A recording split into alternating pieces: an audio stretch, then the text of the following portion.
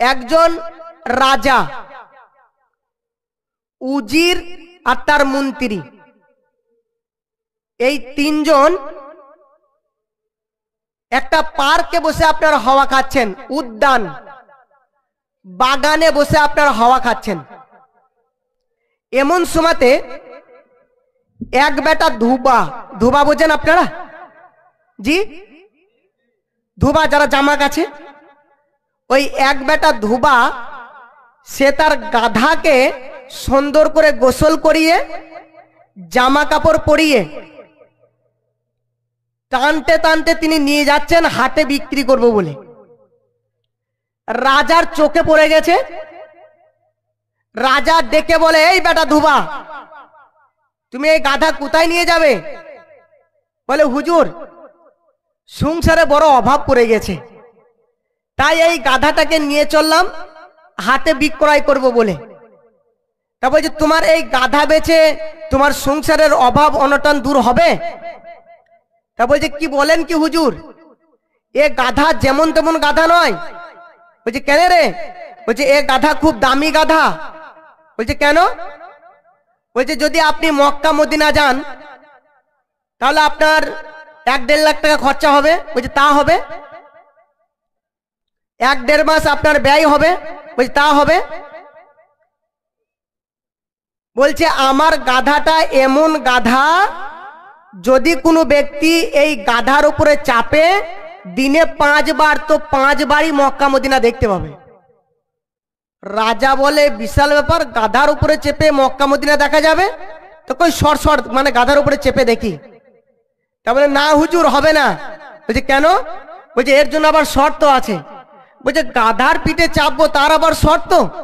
বলছে, হ্যাঁ, গাধার উপরে চাপবেন তার আবার শর্ত আছে। বলছে, কি শর্ত? বলছে, জিন্দগিতে তার ভেতরে 3টে পাপ থাকলে হবে না। বলছে, কি কি? পরের মাল ছিনিয়ে নিয়েছে এরকম ব্যক্তি হলে হবে না, পরের মাল মেরে খেয়েছে এরকম ব্যক্তি হলে হবে না, মা বাপকে ভাত দেয় না এরকম ব্যক্তি হলে হবে না, তারপরে মিথ্যা কথা বলেনি এইরকম ব্যক্তি হতে হবে। তখন রাজা পিছিয়ে আসছে, মন্ত্রীকে বলছে, মন্ত্রী তুমি চাপো তো। বলছে, হুজুর চাপার আগে আবার একটা শর্ত আছে। বলছে, চাপার আগে আবার কি শর্ত রে? তা বলছে, উজু করতে হবে, গোসল করতে হবে, আর বিসমিল্লাহ বলে গাধার উপরে চাপতে হবে। যদি গাধার উপরে চাপে তাহলে আর এই 3টে পাপ যদি তার ভেতরে না থাকে তাহলে ওই ব্যক্তি মক্কা মদিনা দেখতে পাবে।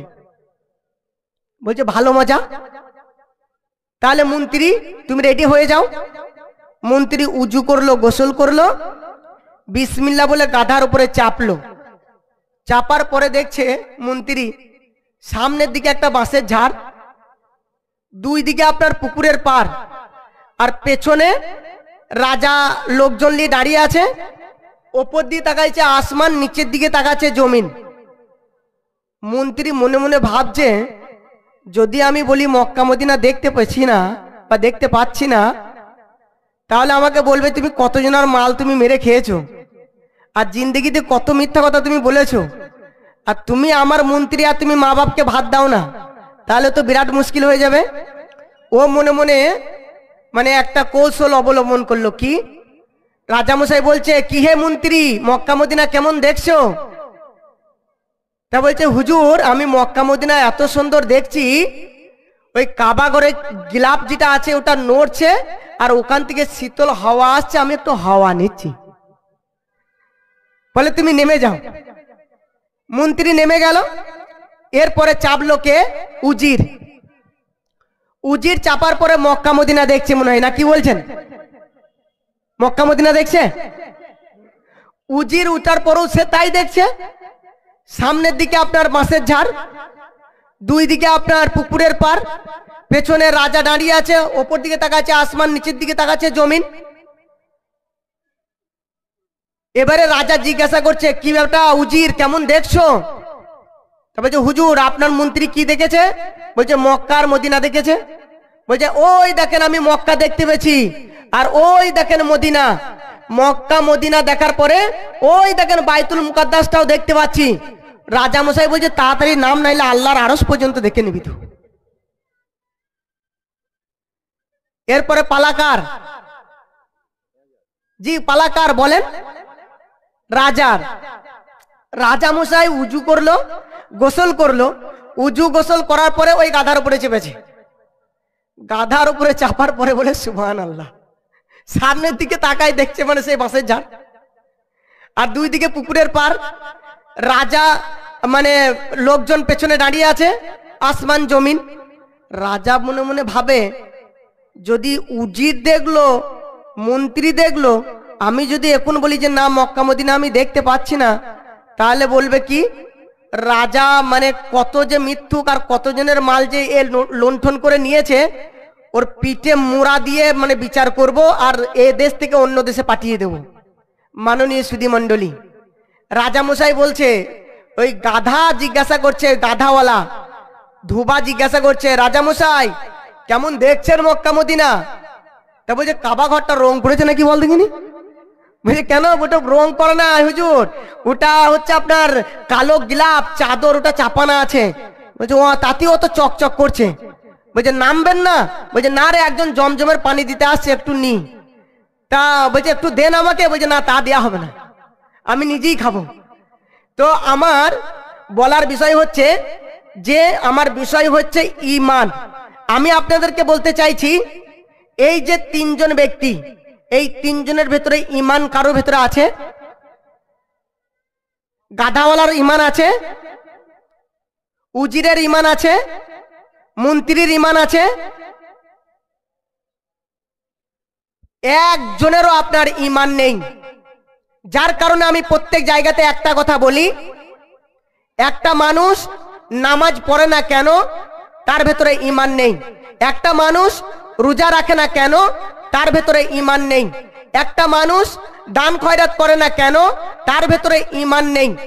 যদি কোনো মানুষের ভেতরে শুধু ঈমান নামে জিনিসটা যদি ঢুকিয়ে দেওয়া হয়, ঈমান নামে সফটওয়্যারটা যদি ঢুকিয়ে দেওয়া হয়, তাহলে ওই ব্যক্তিকে বলতে হবে না যে সামনে রমজান মাস আসছে, তুমি রমজানের রোজাটা রাখো, 5 ওয়াক্ত নামাজ তোমার উপরে ফরজ, তুমি মানে 5 ওয়াক্ত সালাতটা আদায় করো। ওই ব্যক্তিকে আপনার বলতে হবে না। তার ঈমান তাকে তেরে আপনার মসজিদে ঢুকিয়ে দেবে। ভাই আর একটা কথা আপনাদেরকে বলি, আচ্ছা ঈমান দেখা যায়? ঈমান, জি ঈমান দেখা যায়? আল্লাহ তাবারক ওয়া তাআলা মানুষকে 3 ধরনের পার্টস দিয়ে সৃষ্টি করেছেন। আমাকে একটু ভূমিকাতে গিয়ে বক্তৃতার মঞ্চে যেতে দেন, আপনারা একটু ধৈর্য ধরেন। আচ্ছা ভাই, আল্লাহ তাবারক ওয়া তাআলা মানুষকে 3 ধরনের পার্টস দিয়ে সৃষ্টি করেছেন। কয় ধরনের? মানে বিয়ে করে বাড়ি নিয়ে যাওয়ার পরে বলছে কবুল হবে না? একটু জোরে বলেন। আচ্ছা আমরা প্রতিদিন তো ফাটাইছি, আপনারা একদিন ফাটান।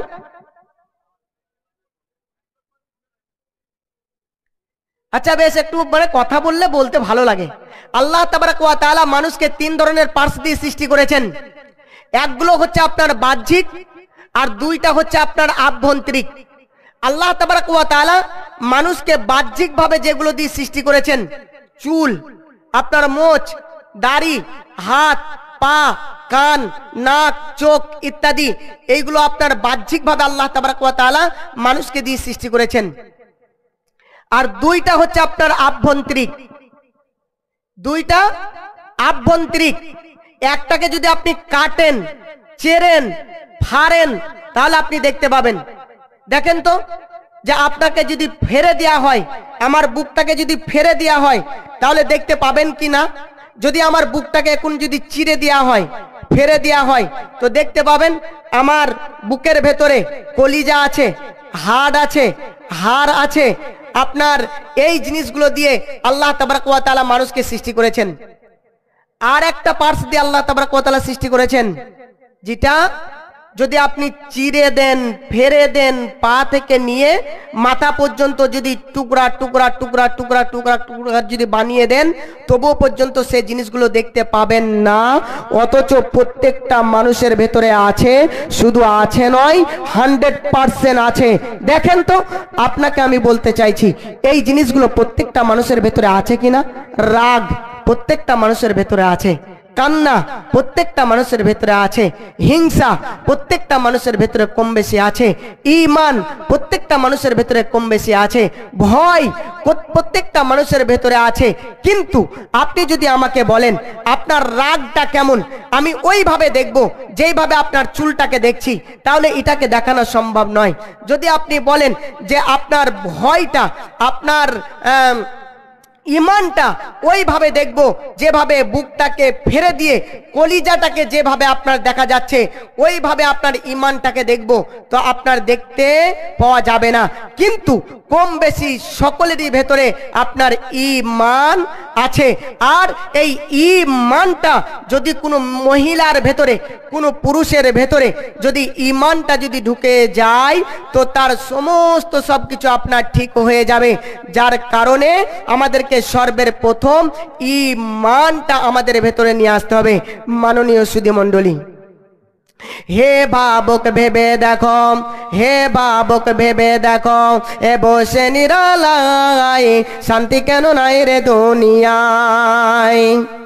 হে বাবক ভেবে দেখো, হে বাবক ভেবে দেখো, এ বসে নিরালায় শান্তি কেন নাই রে দুনিয়ায়।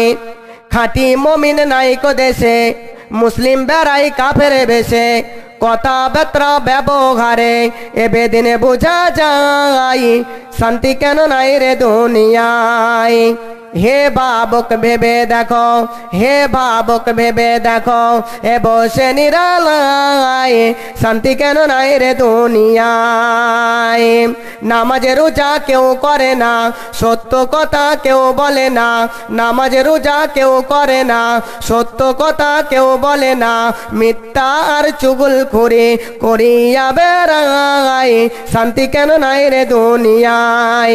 হে বাবক ভেবে দেখো, হে বাবক ভেবে দেখো, এ বসে নিরালায় শান্তি কেন নাই রে দুনিয়ায়। মাথায় কাপড় দেয় না নারী, বুকে পেটে নেয় না সারি।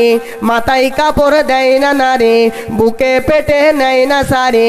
বেহায়া বেগানা নারী ঘুরিয়া বেড়ায় শান্তি কেন নাই রে দুনিয়ায়।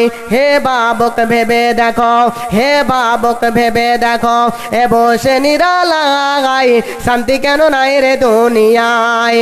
হে বাবক ভেবে দেখো, এ বসে নিরালায় শান্তি কেন নাই রে দুনিয়ায়। লিল্লাহি তাকবীর। চাঙ্গা হয়েছেন মনে হচ্ছে একটু, জি একটু হয়েছে মনে হচ্ছে আপনার চাঙ্গা। জি জি জি জি ভলিউম চাঙ্গা আছে। তো যে কথাটা বলছিলাম, আল্লাহর নবী যে কথাটা বলেছেন, লা ইউমিনু আহাদুকুম হাত্তা আকুনা আহাব্বা ইলাই। আল্লাহর নবী বলছেন, একটা কথা আর একটা বলেনি। আল্লাহর নবী তিনি একদিন এক রাস্তা দিয়ে হেঁটে যাচ্ছেন। ডান দিকে আছে হযরত উমর, বাম দিকে আছে ডান দিকে আছেন আপনার হযরত আবু বকর, আর বাম দিকে আছেন আপনার হযরত উমর। আল্লাহর নবী নিজের ডান হাতটা দিয়ে হযরত উমরের বাম হাতটাকে চেপে ধরলেন। বললেন, উমর তুমি আমাকে কতটা ভালোবাসো?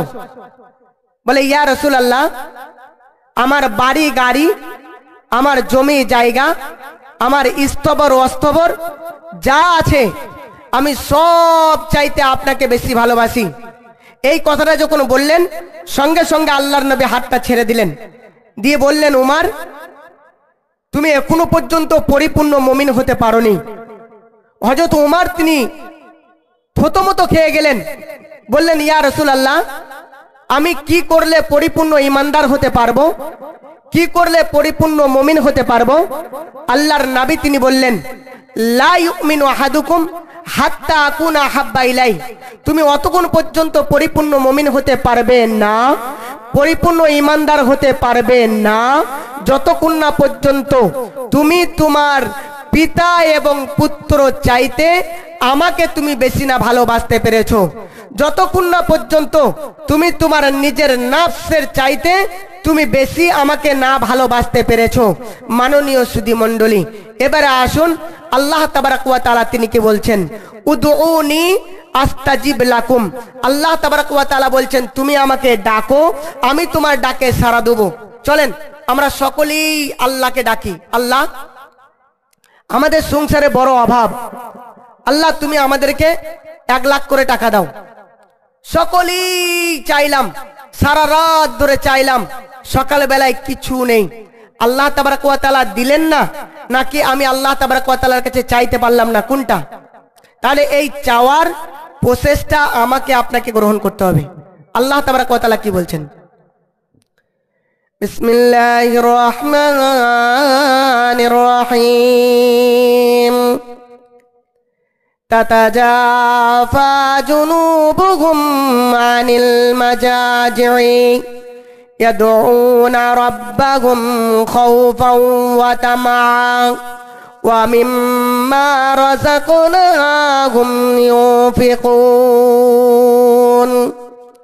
আল্লাহ তাবারাক ওয়া তাআলা বলছেন, গভীর রাত্রিতে বিছানাকে ছাড়লো, খাওফান ওয়া তামা'আন, ভয় এবং আশার মাধ্যমে আল্লাহ তাবারাক ওয়া তাআলাকে ডাকলো, ওয়া মিম্মা রাযাকনাহুম ইউনফিকুন, এবং সে তার রুজি থেকে ইনফিকুন মানে দান করলো।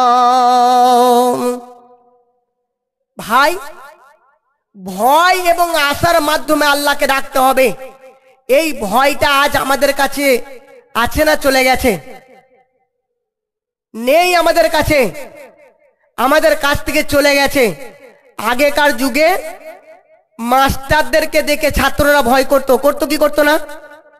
করতো। আলেম উলামাদেরকে দেখে সাধারণ মানুষ সম্মান করতো, ভয় করতো, করতো কি করতো না? আব্বা মাকে দেখে সন্তান ভয় করত। এই ভয়টা আপনার চলে গেছে। যেতে যেতে যেতে যেতে কোথায় গিয়ে পৌঁছেছে জানেন? এখন একই কেতার ভেতরে স্ত্রী আর স্বামীকে ভয় করে না। স্বামী স্ত্রীকে ভয় করা তো দূরের কথা, ঘুরিয়ে আবার স্বামী স্ত্রীকে ভয় করে না। কি বলছেন? নাহলে তো গোলমাল হয়ে যাবে। এই লোকগুলো বলছে না, চালাক লোক আছে, দেখছে বললেই তো ধরা পড়ে যাবো না। কি বলছেন? তো এই ভয়টা যেতে যেতে যেতে যেতে কোন জায়গায় গিয়ে পৌঁছেছে জানেন? মানে এখন বান্দা পর্যন্ত বলছে আমি আল্লাহকে ভয় করি না।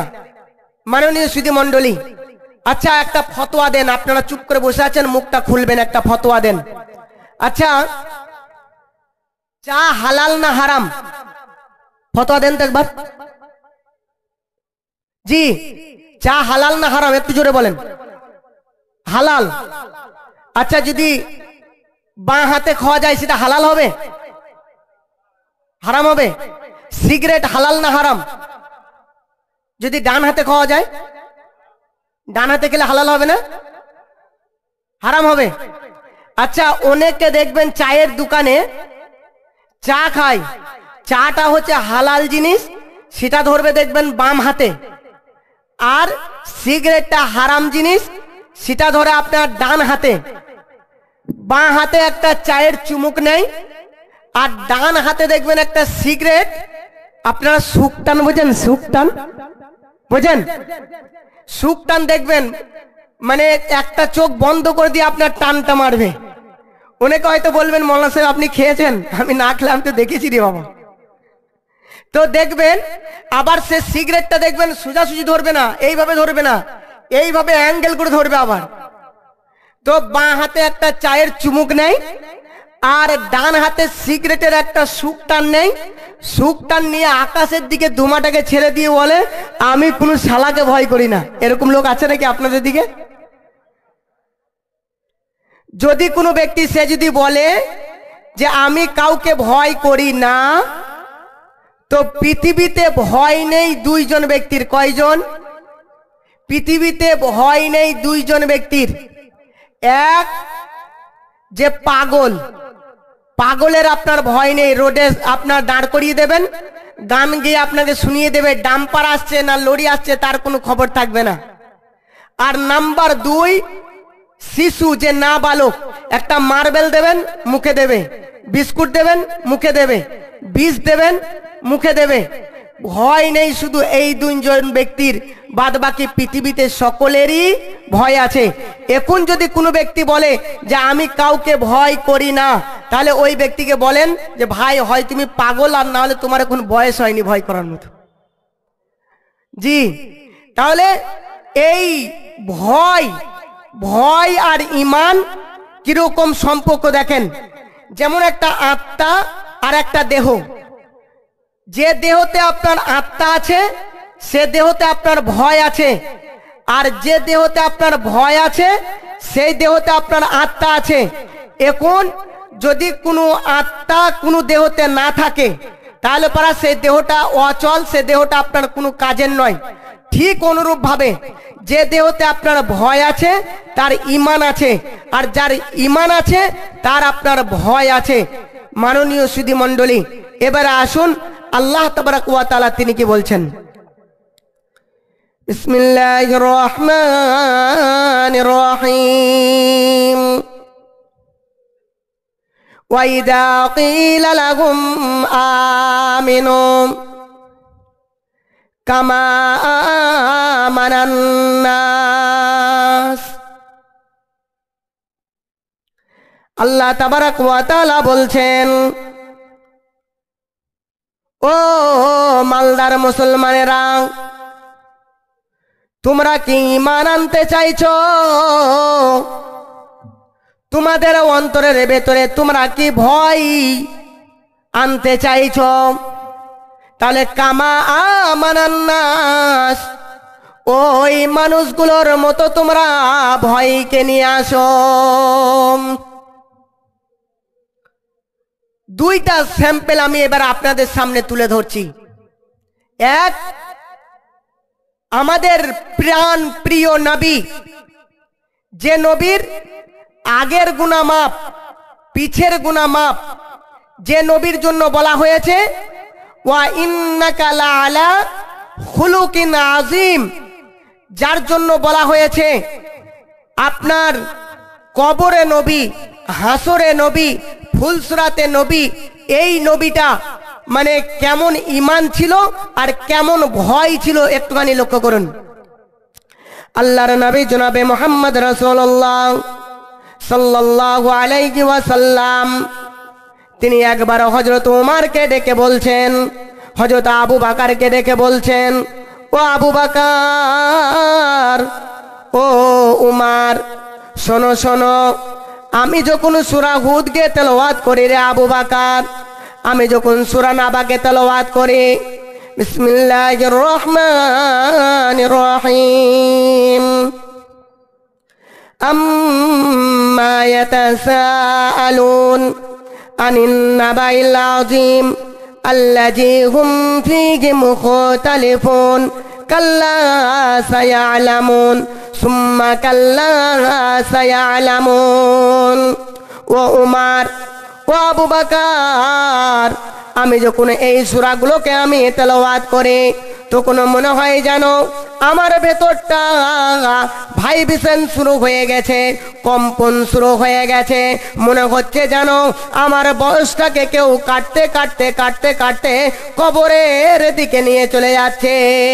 ও উমর, আমি যখন এই সূরাগুলোকে পাঠ করি তখন মনে হয় যেন আমার বয়সটা আস্তে আস্তে শেষ হয়ে যাচ্ছে। যে মানুষটা নিষ্পাপ, সে মানুষটার ভেতরে আপনার ভয় আছে, ঈমান আছে। আর ভয় ঈমান শুধু নেই আমার আর আপনার। আল্লাহর নবীর একবারে শেষ ছোট স্ত্রী যেটা, সেটার নাম কি বলেন তো? আম্মা জান আয়েশা রাদিয়াল্লাহু তাআলা আনহা। আম্মা জান আয়েশা বলছেন যে আমার আল্লাহ আমাকে 5খানা গুণে গুণান্বিত করেছেন। মা ও বোনেরা, আম্মা জান আয়েশা বলছেন যে আমার আল্লাহ আমাকে 5খানা গুণে গুণান্বিত করেছেন। দেখেন কি কি। নাম্বার 1, আম্মা জান আয়েশা তিনি বলছেন আমার আল্লাহ আমাকে 5খানা গুণে গুণান্বিত করেছেন। আমার বিবাহর কথাটা দুনিয়ার কোনো জায়গাতে বসে হয়নি, দোকানে বসে হয়নি, বাজারে বসে হয়নি।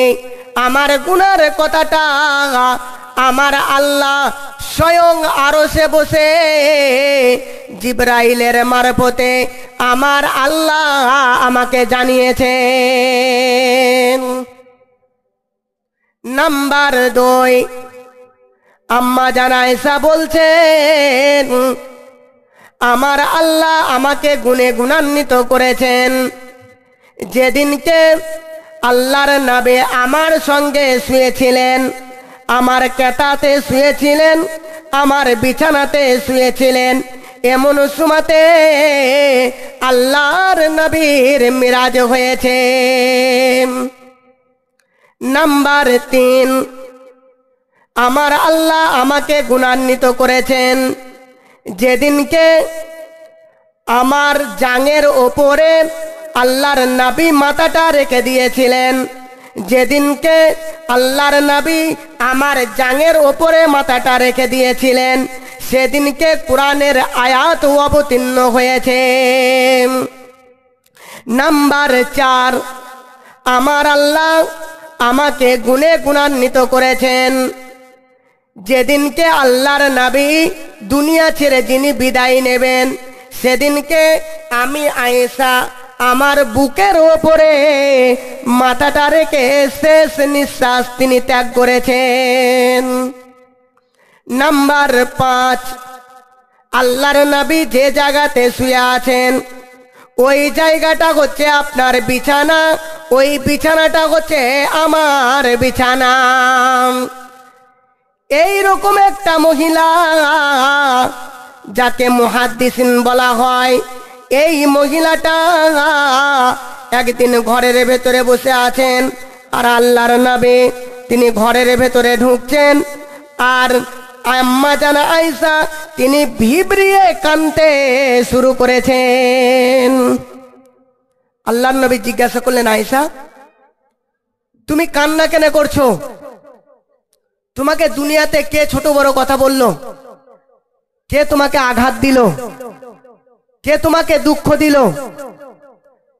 আম্মা জান আয়েশা বলছেন, ও দয়ার নবী গো, আমাকে কেউ ছোট বড় কথা বলেনি, আমাকে কেউ আঘাত দেয়নি, আমার সাথে কেউ ঝগড়া করেনি। ও দয়ার নবী গো, আমি কান্না করছি যাকারতু নারা, জাহান্নামের আগুনের ভয়। যেভাবে আপনি বলেছেন ওইভাবে করে আমি আমার নিজের কল্পনাতে এনেছি। ও দয়ার নবী গো, আর সেই জাহান্নামের ভয়কে আমার অন্তরের ভেতরে এনেছি আর আমি কান্না করতে শুরু করেছি। আল্লাহর নবী বললেন এটা কাঁদারি জিনিস। যখন এইভাবে আল্লাহর নবী কথাগুলো বলতে লাগলেন, আম্মা জান আয়েশা দেখলেন যে এই সুযোগে আমি একটা আখেরাতটাকে গুছিয়ে নিই। আম্মা জান আয়েশা বলছেন, ও দয়ার নবী গো, এর নাম পৃথিবী। আমি এখন এখানে কান্না করেছি, আবার কিছুক্ষণ পর চুপ হয়ে যাব, কিন্তু ও দয়ার নবী গো, যেদিনকে কেউ কারো হবে না কিয়ামতের মাঠে, সেদিনকে আপনি আমাকে নিজের স্ত্রী বলে চিনবেন নাকি? আল্লাহর নবী বেশি কিছু না বলে আল্লাহর নবী বললেন, আয়েশা তুমি শুনে নাও, আয়েশা তুমি শুনে নাও, পৃথিবীতে আমি যদি তোমার সামান্য উপকার করতে পারি ঠিক আছে, কিন্তু মরার পরে 3টে এমন জায়গা আসবে কেউ কারো উপকার করতে পারবে না। নাম্বার 1, যেদিনকে আপনার মিজানে দাঁড়ি পাল্লাতে নিকি ওজন করা হবে, সেদিনকে আয়েশা যদি তোমার নিকির পাল্লাটা যদি তোমার কি হয় নিচে নেমে যায়, আর গুনার পাল্লাটা যদি তোমার হালকা হয়ে যায়, বা গুনার পাল্লাটা যদি হালকা হয়ে মানে ভারী হয়ে যায়, আমি সেদিনকে তোমার কোনো উপকার করতে পারবো না। মরার পরে প্রত্যেকটা মানুষকে আপনার আমলনামা দেয়া হবে, যেটা হচ্ছে আপনার পাস কার্ড। এই পাস কার্ডটা যদি কারো বাম হাতে চলে আসে, তাহলে ওই ব্যক্তি জাহান্নামে যাবে। আল্লাহ না করুন যদি তোমার বাম হাতে এসে যায়, আমি কেড়ে নিয়ে ডান হাতে করে দিতে পারবো না। আর সব চাইতে একটা মারাত্মক জায়গা, যেটাতে জাহান্নামের উপরে একটা পুলকে, একটা ফুলসরাতকে আপনার ফিট করা হবে, আর ওই ফুলসরাতের ওপর দিয়ে প্রত্যেকটা ব্যক্তিকে আপনার হেঁটে যেতে হবে। হাজি যাবে ওর দিকে হেঁটে, মৌলানা যাবে আপনার ফুলসরাতের ওপরে হেঁটে, আপনার চোর যাবে ফুলসরাতের ওপরে হেঁটে, একজন জিনাকারনেওয়ালাই যাবে ওই ফুলসরাতের ওপরে হেঁটে, একজন মদখানেওয়ালা যাবে ওই ফুলসরাতের ওপরে হেঁটে। সমস্ত মানুষকে আপনার ওই দিকে পার হয়ে যেতে হবে। এই তিনটে জায়গায় আমি কোনো তোমার উপকার করতে পারবো না। বন্ধুরে আমার, কবি কি বলছেন? ফুলসরাত দেখিয়া নবীজি কান্দেন যারে যার, আমার উম্মত গুনাহগার গো কেমনে হইবে পার। চুল চাইতে সরু পুলগম, খুর চাইতে ধার, গুনাহগার বান্দা কাটিয়া পড়িবে দোজখ মাঝার। নেকে বান্দা পার হইবে বিজলির আকার, গুনাহগার বান্দা কাটিয়া পড়িবে দোজখ মাঝার। ভাই, এই তিনটি জায়গাতে কেউ কারো আপনার উপকারে আসবে না। নিজের নিজের আমল নামাকে নিয়ে পার হয়ে যেতে হবে। নামাজ রাখতে হবে, রোজা রাখতে হবে, দান খয়রাত রাখতে হবে, তবেই আপনি সেই ফুলসরাত আপনি পার হতে পারবেন, নচেত পার হতে পারবেন না। তাই বলছিলাম, ভয় আছে আল্লাহর নবীর, উনার স্ত্রীর ভেতরে ভয় আছে, শুধু ভয় নেই কার? আপনার আর আমার। ভাই, একটা বাস্তব দুনিয়ার ঘটনা একটা আপনাদের বলছি, শোনেন।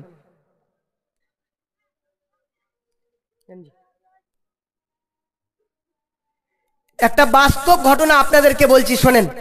আচ্ছা, আপনাদের এখানে আশেপাশের মধ্যে হাট কোথায় হয় যেখানে গরু ছাগল বিক্রি হয়? কালিয়াচক, শাহবাজপুর। আচ্ছা, ওখানে গরু ছাগল আপনার ভেড়া এগুলো সব বিক্রি হয় না, কি বলছেন? কোরবানির সময় দুম্বাও বিক্রি হয় নাকি? জি, উটও বিক্রি হয়। তো ধরে নেন, এই কালিয়াচক হাটে একজন ক্রেতা যায় আর একজন বিক্রেতা যায়, মানে একজন ক্রয় করে আর একজন বিক্রি করে। আচ্ছা, এই একজন ক্রেতা আর একজন বিক্রেতা, এদের মধ্যেখানে আর একজন ঢোকে, তার নাম কি বলেন তো? জি, আপনাদের দিকে আছে নাকি? দালাল আছে? জি, তাহলে এই ক্রেতা আর বিক্রেতার মধ্যেখানে আর একজন ঢুকে, দালাল। তো আপনার কালিয়াচকে একজন ব্যক্তি সে একটা ঘোড়াকে ক্রয় করবে, ঘোড়াকে কিনবে। তো একজন ব্যক্তি ঘোড়া কিনতে গেছে, তো এই দালাল দেখছেন যে একজন ঘোড়া বিক্রি করার জন্য হাটে ঢুকেছে। ওকে জিজ্ঞাসা করে, ভাই আপনি ঘোড়াটা বিক্রি করবেন তো? বলে যে হ্যাঁ বিক্রি করব। তা বলছে কত দিয়ে বিক্রি করবেন? তা বলছে এই ঘোড়াটা আমি 200 টাকা দিয়ে বিক্রি করব। তা বলছে ভাই আপনার ঘোড়াটা আমি 200 টাকা দিয়ে বিক্রি করে দেবো, তবে একটা শর্ত হচ্ছে। বলছে কি? বলছে শর্ত হচ্ছে আমাকে 10 টাকা দালালি লাগবে। তোমার ঘোড়াটা আমি 200 টাকা দিয়ে বিক্রি করব, কিন্তু আমাকে 10 টাকা দালালি লাগবে। ওই ব্যক্তি বলছে ভাই আমি অনেকবার দালাল ধরে ঠকেছি, আজ আমি দালাল ধরবো না, আমি এমনি বিক্রি করব। ওই ব্যক্তি মানে ক্রেতার মানে বিক্রেতার কাছে ডাল গড়লো না, ছুটে চলে গেল আপনার ক্রেতার কাছে, যে ক্রয় করবে, যে কিনবে। ওকে গিয়ে বলে, ভাই আপনি কি করবেন হাটে? বলে আমি একটা ঘোড়া কিনবো। তো বলছে, আপনাকে আমি একটা ভালো ঘোড়া কিনে দেবো, 200 টাকা দাম নেবে, তবে শর্ত হচ্ছে আমাকে 10 টাকা দালালি লাগবে। ওই ব্যক্তি বলছে, ভাই আমি অনেকবার দালাল ধরে ঠকেছি, আজ আর আমি ঠকতে চাইছি না। আজ আমি চাইছি যে দালাল না ধরেই আমি কি করব, মালটা ক্রয় করব। তাহলে এই দালালের ডাল গলল না, মানে ক্রেতার কাছেও ডাল গলল না, বিক্রেতার কাছেও ডাল গলল না। সে কি করলো, একটা অনেক সময় দেখবেন মানে ওই হাটের মধ্যেখানে একটা একটা গাছ থাকে, ওই গাছের গোড়াতে গিয়ে মানে উনি বসে গেলেন, যে ক্রেতা এবং বিক্রেতা কেউ আমাকে নিল না। উনি কি করলেন, গিয়ে চুপচাপ বসে আছেন যে কি করা যায়। মনে মনে ভাবছেন যে এই ক্রেতা এবং বিক্রেতা কিভাবে মালটাকে ক্রয় করে আমি দেখব। আস্তে আস্তে ক্রেতা এবং বিক্রেতা দুইজন কাছাকাছি হলো। বলে, ভাই আপনি ঘোড়াটা কত দাম নেবেন? বলে 200 টাকা। বলে, না আপনি 150 টাকা নেন, 150 টাকা নেন। বলে, না ভাই আমি 200 টাকাতেই বিক্রি করব। বলে, বেশ আপনার কথা থাক, আমার কথাও থাক, 180 টাকা নেবেন, ঘোড়াটা আমাকে দিয়ে দেন। উনি কি করলেন, 180 টাকা পকেট থেকে বের করে ওনাকে দিয়ে দিলেন। এবারে ওই ব্যক্তি ঘোড়াটাকে নিয়ে তিনি কি করছেন, চলে আসছেন। বসে বসে কিন্তু দালাল সব দেখছে। দালাল উঠে গেল, দেখি আর কিছু করা যায় কি। দালাল উঠে গেল, উঠে যাওয়ার পরে বলে, ভাই ঘোড়াটা কত দিয়ে কিনলেন? কত দিয়ে বিক্রি করলেন ঘোড়াটা? তা বলছে, ভাই 180 টাকা দিয়ে। বলছে, হলো তো? আমি বললাম ঘোড়াটা 200 টাকা দিয়ে বিক্রি করে দেবো। যদি আমাকে 10 টাকা দালালি দিতেন তাহলে পরা 190 টাকা তো থাকতো, আরো তো 10 টাকা লাভ হতো। তাহলে তো আপনি ঠকলেন। মানে জিজ্ঞাসা করছে, তাহলে তো আপনি ঠকলেন। তা বলছে, না আমি ঠকিনি কো। বলছে, কেন? বলছে, ও বেটা জানে না যে ওই ঘোড়াটা পানি দেখলে শুয়ে পড়ে, যার কারণে আমি কি করেছি, ওনাকে আমি 180 টাকা দিয়ে বিক্রি করে দিয়েছি। দালালের মাথা খারাপ, যে তাহলে মানে ওনার কাছে যেতে হবে, ছুটতে ছুটতে চলে গেছে আবার ওই ক্রেতার কাছে। ভাই আপনি যে ওই ঘোড়াটাকে আপনি কিনলেন, ওর একটা রোগ আছে আপনি জানেন? আপনি তো মানে কিনে নিয়েছেন 180 টাকা দিয়ে। বলছে, কি রোগ আছে? বলছে, এ পানি দেখলেই শুয়ে পড়ে। আপনি তো ঠকলেন, আপনাকে একটা ভালো ঘোড়া মানে কিনে দেবো বলেছিলাম, তো আপনি তো ঠকলেন, যান এবার ঘোড়াটা নিয়ে যান, শান্তি আপনি পাবেন না। বলছে, আমি ঠকিনি গো। বলছে, কেন? বলছে, আমি এই কারণেই ঠকিনি, কারণ আমি যে 180 টাকা ওনাকে দিয়েছি না, তার ভেতরে একটা 100 টাকার নোট আছে, ওই নোটটা জাল দিয়ে দিয়েছে। ওই ব্যক্তি বুঝতে পারেনি, তাড়াহুড়ো করে নিয়ে চলে গেছে। ও বেটা আমাকে ঠকাবে, ওই বেটাকে আমি ঠকিয়ে দিয়েছি। এই মানে দালালের মাথা খারাপ। উনি তো অনেক দূর চলে গেছেন, আবার দিলেন ছুট, ছুটতে ছুটতে। ও ভাই, খুব তো আনন্দের সঙ্গে আপনি বাড়ি চললেন, মনে করছেন 180 টাকা আমি পেয়ে গেছি। হ্যাঁ, খুব আনন্দের সঙ্গে বাড়ি চললেন। দেখেন আপনি তাড়াহুড়ো করে টাকাটা নিয়েছেন, আপনাকে একটা 100 টাকার নোট দেয়নি। বলছে, হ্যাঁ দিয়েছে। বলছে, ওই 100 টাকার নোটটা জাল দিয়েছে। বলছে, তাই নাকি? দেখি তো। পকেট থেকে বের করে দেখেছে, হ্যাঁ সত্যি জাল। বলছে, এবার তো ঠকেছেন। বারবার নাহলে বলেন যে মানে দালাল ধরে ঠকে গেছি, তো আজকে বিনা দালালে ঠকলেন কি ঠকলেন না? বলছে, না ঠকিনি। বলছে, কেন? বলছে, আসলে ঘোড়াটা আমার নয়, মাঠে চোর ছিল, ধরে নিয়ে বিক্রি করে দিয়েছে। তাহলে বিষয়টা হচ্ছে, আমি যেটা আপনাদেরকে বলতে চাইছি, ভয় আছে বলছেন, দালালের ভেতরেও ভয় নেই, না ক্রেতার ভেতরে ভয় আছে, না বিক্রেতার ভেতরে ভয় আছে। ওই জন্য আমার আল্লাহ কি বলছেন দেখেন, বিসমিল্লাহির রহমানির রহিম।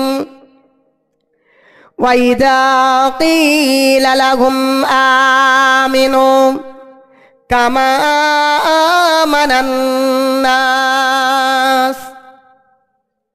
ও মালদার লোকেরা, তোমরা কি ঈমান আনতে চাইছো? তাহলে কামা আমানান নাস, ওই মানুষগুলোর মতো তোমরা ঈমান নিয়ে এসো। কোন মানুষগুলোর কথা বলছেন জি আল্লাহ তাবারক ওয়া তাআলা? চলেন সেই মানুষগুলোকে একবার খুঁজে বের করে নিয়ে আসি। চলেন সূরা বাইয়িনাতে আল্লাহ তাবারক ওয়া তাআলা কি বলছেন? জাযাউহুম ইনদা রাব্বিহিম জান্নাতু আদলিন তাজরি মিন তাহতিহাল আনহার খালিদিনা ফিহা আবাদা রাদিয়াল্লাহু আনহুম ওয়া রাজু আনহু যালিকা লিমান খাশিয়া রাব্বা। আল্লাহ তাবারক ওয়া তাআলা বলছেন রাদিয়াল্লাহু তাআলা আনহুম ওয়া রাজু আনহু, আমি আল্লাহ তাবারক ওয়া তাআলা তাদের উপরে খুশি হয়ে গেছি এবং তিনারাও আমাকে খুশি করে নিয়েছেন। কিসের মাধ্যমে জি? সালাতের মাধ্যমে জি না। দান খয়রাতের মাধ্যমে জি না। কুরআন তেলাওয়াতের মাধ্যমে জি না। যালিকা লিমান খাশিয়া রাব্বা, তাদের অন্তরের ভেতরে সব সময়ের জন্য ভয় আপনার সঞ্চারিত হতো। ওই কারণে আল্লাহ তাবারক ওয়া তাআলা বলছেন ওয়াইদা কিলা লাহুম আমিনু কামা আমানান নাস, ও মালদার লোকেরা, যদি তোমরা ঈমান আনতে চাও তাহলে ওই মানুষগুলোর মতো তোমরা ঈমান নিয়ে এসো। ওই নাস মানে বলতে চেয়েছেন আমার আল্লাহ তাবারক ওয়া তাআলা সাহাবা ইকরামদেরকে দিকে তিনি ইঙ্গিত করেছেন।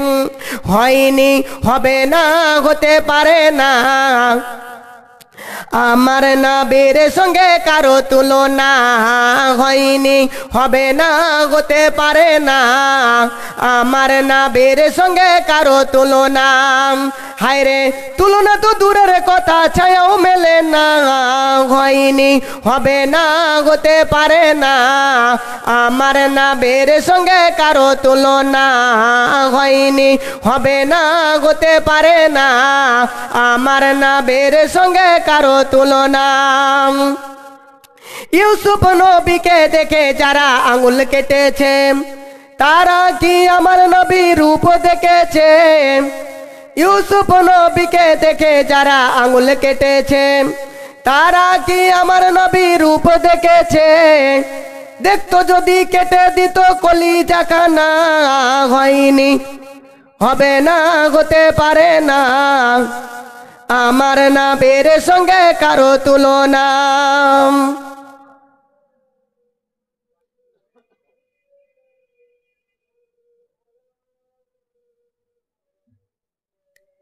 ভাই মানে আল্লাহ তাবারক ওয়া তাআলা যে মানুষগুলো দিকে খিতাব করছেন, এবারে আস্তে আস্তে আপনাদেরকে এবার দিচ্ছি, দেখেন ওই মানুষগুলো কেমন মানুষ। আল্লাহর নবীর একজন বিখ্যাত সাহাবী, সাহাবীটির নাম হচ্ছে আমরুল ইবনুল আস। এই আমরুল ইবনুল আস তিনি কি করেছেন? অন্তিম শয্যায় সজ্জিত হয়ে আছেন, বিছানাতে আপনার পড়ে আছেন। এমন সময়তে তিনি তিনার পুত্রকে ডেকে বলছেন, বেটা, মনে হচ্ছে যেন দুনিয়াতে আমার আর বেশি দিন হায়াতে নেই, মনে হচ্ছে যেন আমি মারা যাব। আমার পানি যেন হারাম হয়ে আসছে, আমার খাবার যেন হারাম হয়ে আসছে। তাই বলছি বেটা, একবার তুমি টলাতে যাও, পাড়াতে যাও, যাওয়ার পরে আমার যারা সাথী সঙ্গী আছে তাদেরকে ডেকে নিয়ে এসো, তাদের সঙ্গে একবার আমি মুলাকাত করব, তাদের সঙ্গে আমি কিছু কথা বলবো। বন্ধুরে আমার, আমরুল ইবনুল আস যখন এ কথা বললেন, তিনার পুত্র চলে গেলেন পাড়াতে, চলে গেলেন আপনার টলাতে। যাওয়ার পরে তিনি বললেন, ও আমার পিতার সতী সঙ্গীরা, ও আমার পিতার সাথী সঙ্গীরা, শুনে নেন, আমার আব্বা অন্তিম শয্যায় সজ্জিত হয়ে আছে, বিছানায় শুয়ে আছে, একবার আপনাদের সঙ্গে মুলাকাত করতে চাইছেন। একবার আপনাদের সঙ্গে দেখা করতে চাইছেন। একবার আপনারা সকলেই আমার আব্বার সঙ্গে মুলাকাত করতে চলুন। বন্ধুরে আমার, সমস্ত লোক আপনারা চলে আসলেন বাড়িতে। আমরুল ইবনুল আসকে ঠাড়ো করে আপনার বসানো হলো, পেছনের দিকে একটা বালিশ দিয়ে দেয়া হলো। এবার আমরুল ইবনুল আস তিনি বলতে শুরু করলেন, ও আমার সাথী সঙ্গীরা, আমি তোমাদের কাছে কয়েকটা দিন, কয়েকটা মাস, কয়েকটা বছর আমি তোমাদের কাছে থাকলাম। বলো বলো ও আমার সাথী সঙ্গীরা, আমি তোমাদের কাছে কেমন মানুষ ছিলাম, আমি তোমাদের সঙ্গে কেমন ব্যবহার করেছি। সাথী সঙ্গীরা বলতে শুরু করলেন, আপনি আমাদের কাছে খুব ভালো মানুষ ছিলেন, আপনাকে আমরা ভালো মানুষ পেয়েছি। যখন এই কথাটা শুনলেন কে? আমরুল ইবনুল আসের ছেলে। তিনি থাকতে না পেরে তিনি বললেন, ও আমার আব্বুজি, দুনিয়ার বুকে মানুষ নামের পেছনে ডাক্তার লাগায়, নামের পেছনে মাস্টার লাগায়, নামের পেছনে ইঞ্জিনিয়ার লাগায়, নামের পেছনে আপনার বক্তা লাগায়, নামের পেছনে আপনার হাজি লাগায়, কিন্তু আমার আল্লাহ আপনার নামের পেছনে যে লাকাবটা দিয়ে দিয়েছেন সেটা হচ্ছে রাদিয়াল্লাহু তাআলা আনহু। এর মানে হচ্ছে আল্লাহ তাবারাক ওয়া তাআলা আপনার উপরে রাজি আছেন এবং আপনিও আল্লাহকে রাজি করে নিয়েছেন। তবে ও আমার আব্বুজি, কেন আপনি আল্লাহর সঙ্গে মুলাকাতে যাবেন, আপনি আল্লাহর সঙ্গে দিদারে যাবেন, তবে কেন আপনি ভয় করছেন? আমরুল ইবনুল আস তিনি বলছেন, বেটা, তুমি আমার ইতিহাসের ব্যাপারে জানো না, তোমার বাপের ইতিহাসের ব্যাপারে তুমি জানো না, তুমি তোমার পিতার ইতিহাসটা তুমি একটু নিয়ে নাও। আমরুল ইবনুল আস বলছেন, ও আমার বেটা রে, আমার জিন্দেগিতে আমি যতটুকু টাইম, আমার জিন্দেগিতে আমি যে সময়টুকু পেয়েছি, যদি এটাকে আমি হারিয়ে দিতাম, আর যেটাকে আমি হারিয়ে দিয়েছি সেটাকে যদি আমি ফিরে পেতাম, তাহলে আজকে যাবার সময়তে আমার কোনো রকম কোনো কষ্ট হতো না। আমরুল ইবনুল আস এই কথাটা কেন বললেন? যে যদি আমি যেটা পেয়েছি সেটা যদি আমি হারিয়ে দিতাম, আর যেটাকে হারিয়ে দিয়েছি সেটাকে যদি আমি পেয়ে যেতাম, তাহলে আজকে যাবার সময়তে আমার কোনো রকম কষ্ট হতো না।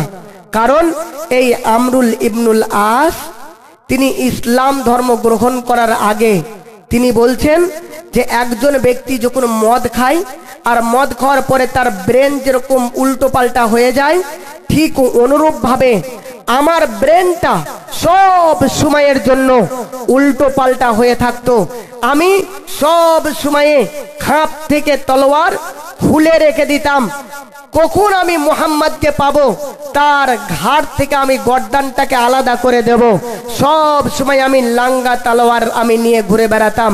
কিন্তু যেদিনকে আমি পড়লাম, একবার আল্লাহর ওয়াস্তে সকলেই পড়ব, যেদিনকে আমি নবীর হাতে হাত দিয়ে পড়লাম, আশহাদু আল্লা ইলাহা, পড়েন একবার জোরে পড়েন, আশহাদু আল্লা ইলাহা,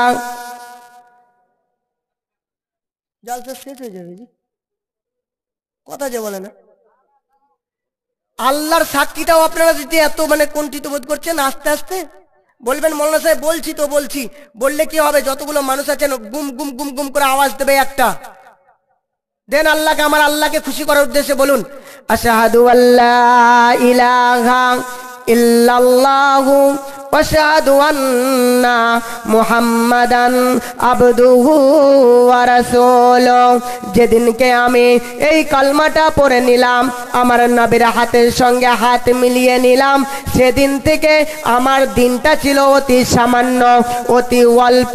যার কারণে আমি বললাম, রে বেটা,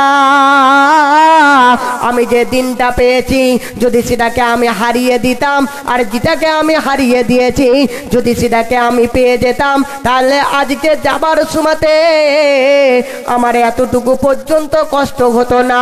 অথচ আমার আল্লাহ তাবারাক ওয়া তাআলা তাদের নামের পেছনে যে টাইটেলটা দিয়েছেন রাদিয়াল্লাহু তাআলা আনহু, আল্লাহ তাবারাক ওয়া তাআলা বলছেন, ওরে মালদার মুসলমান, তোমাদের কাছে আমি ওই আমরুল ইবনুল আসের ঈমানটা চাইছি, যার কারণে আল্লাহ তাবারাক ওয়া তাআলা ওই মানুষগুলোকে খিতাব করে বলছেন, ওয়াইদা কিলা লাহুম আমিনু কামা আমানান নাস। ঈমান যদি আনতে হয় তো ওই আমরুল ইবনুল আসের মতো ঈমান আমাদেরকে আনতে হবে। ভাই, সব থেকে সুদের ব্যবসায়ী কার ছিল বলতে পারবেন? আল্লাহর নবীর চাচা হযরত আব্বাস রাদিয়াল্লাহু তাআলা আনহুর সব থেকে বড় আপনার সুদের কারবার ছিল। কিন্তু যখন তিনি পড়লেন আশহাদু আল্লা ইলাহা ইল্লাল্লাহু ওয়া আশহাদু আন্না মুহাম্মাদান আবদুহু ওয়া রাসূলুহু, যখন এই কালমা পড়ে নিলেন, সঙ্গে সঙ্গে আল্লাহর নবী এলান করে দিলেন। কালমাটা পড়লেন কখন? মাগরিবের নামাজের পর।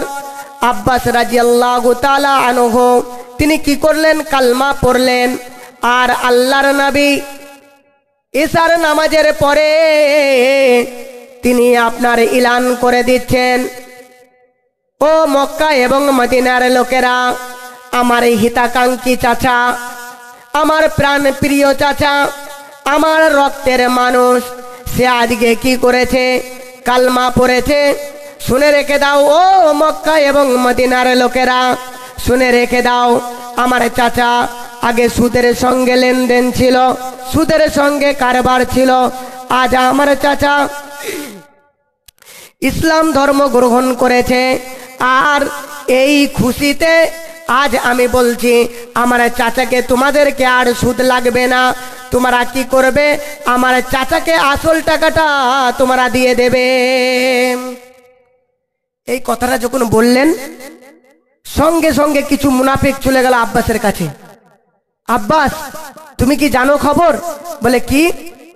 তোমার ভাতিজা মুহাম্মদ রাসূলুল্লাহ সাল্লাল্লাহু আলাইহি ওয়াসাল্লাম তিনি এলান করে দিয়েছেন যে সুদের টাকাটা তোমাদেরকে দিতে মানা করে দিয়েছে মক্কা এবং মদিনার লোকদেরকে, আসলটা দিতে বলেছে, সুদের টাকাটা দিতে নিষেধ করে দিয়েছে। আব্বাস রাদিয়াল্লাহু তাআলা আনহু তিনি কি বলছেন? যে আমি আল্লাহর মতো মাবুদকে আমি খুঁজে পেয়েছি, কুরআনের মতো কিতাবকে, সত্য কিতাবকে আমার জীবনে আপন করে নিয়েছি। আমি বলছি না মুহাম্মদ আমার ভাতিজা, সে নবী, এটাকে আমি মেনে নিচ্ছি। আর এই খুশিতে আমি শুদ্ধ দূরের কথা, আসলটাও পর্যন্ত মাফ করে দিলাম। আমার বলার বিষয় হচ্ছে, ও মালদার মানুষেরা, বলেন আপনাদের জীবনে কতদিন ধরে শুনে আসছেন যে আপনার সুদ খাওয়া যাবে না? বলেন, এখানে একটা লোক হাত তোলেন তো যে আমি সুদ খাই না। একটা লোক হাত তোলেন, আমি দেখতে চাইছি। কম বেশি আপনার সকলেই আমরা সুদের সঙ্গে আপনার জড়িত আছি। আর এই সুদের পাপ কেমন জানেন? এটা সমাজে বলার মতো নয়। এটা এতটা বড় পাপ, ছি ছি ছি ছি ছি, এটা সমাজে আপনার বলার মতো নয়। এটা কত বড় পাপ! শুধু এতটুকুই আপনাকে বলছি, যদি কোনো ব্যক্তি আপনার কি করে সুদের সঙ্গে জড়িত থাকে, জমি বন্দুক নেয়, জমি যদি বন্দুক দেয়, সোনা যদি আপনার বন্দুক দেয়, আপনার কি হবে? মানে সুদের ওপরে যদি লেনদেন করে, তো 1 টাকা যদি কোনো ব্যক্তি সুদ খায়, তো নিজের মায়ের সঙ্গে 36 বার জিনা করলে, বেবিচার করলে যে পাপ হয়, 1 টাকা সুদ খেলে আপনার ওই পাপ হয়। ছি ছি ছি। এ কথা মানুষকে বলার মতো কথা জি, সমাজে বলার কথা এগুলো, কিন্তু তারপরেও আমাদের ভেতরে এগুলো চলছে কি চলছে না? আর আমার মা ও বোনেদের কেমন চলছে বলেন তো? গ্রুপ লোন, ও মা বোনেরা আপনারা তো গ্রুপ লোনের সঙ্গে, আপনাদের দিকে নাই নাকি জি? আবার জানেন এই ইনাদের ভেতরে আবার চা হলে হতো, সেই একটা ভাইরাল হয়েছে দেখেন না, 1 কাপ চা আনেন আমার জন্য, না কি বলছেন? আচ্ছা বলি শোনেন, গ্রুপ লোন আমার মা ও বোনেদের ভেতরে আছে না নাই?